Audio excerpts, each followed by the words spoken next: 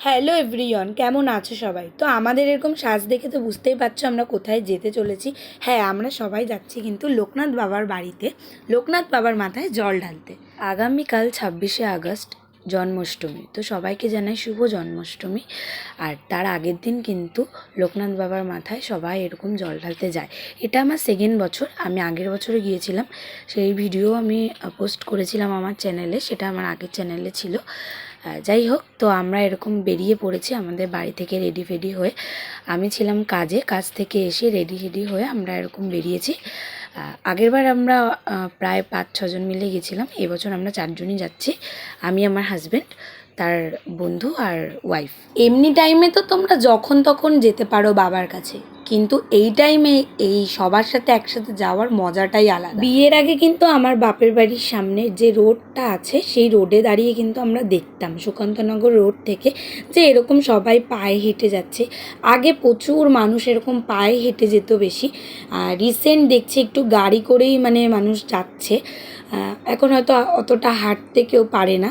মানে সেই গঙ্গা থেকে, মানে এটার অ্যাকচুয়ালি একটা কিন্তু নিয়ম আছে, এই যে সবাই বাবার মাথায় জল ঢালতে যায়, এটা কিন্তু একদম ডাইরেক্ট গঙ্গা থেকে স্নান করে সেই জল নিয়ে হাঁটতে হয়, গিয়ে ডাইরেক্ট কচুয়া বা চাকলা যে যেখানে যেতে চাও, তো সেখানে গিয়ে কিন্তু বাবার মাথায় জলটা ঢালতে হয়।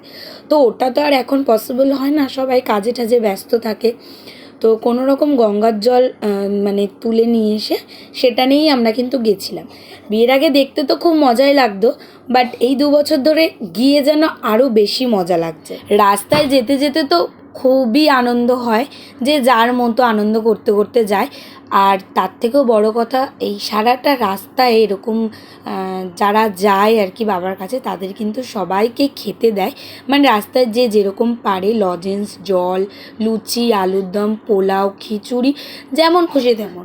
তো হাফ রাস্তা গিয়ে আমাদেরকে দেখো, আমরা কিন্তু বৃষ্টিতে আটকে গেছিলাম, তো এই একটা দোকানে এসে দাঁড়িয়েছিলাম, আর আমার বর একটা কলা কিনে সবাইকে এরকম খাওয়াচ্ছিল। তো যাই হোক, মানে বৃষ্টিতে পুরোই ভিজে গেছি।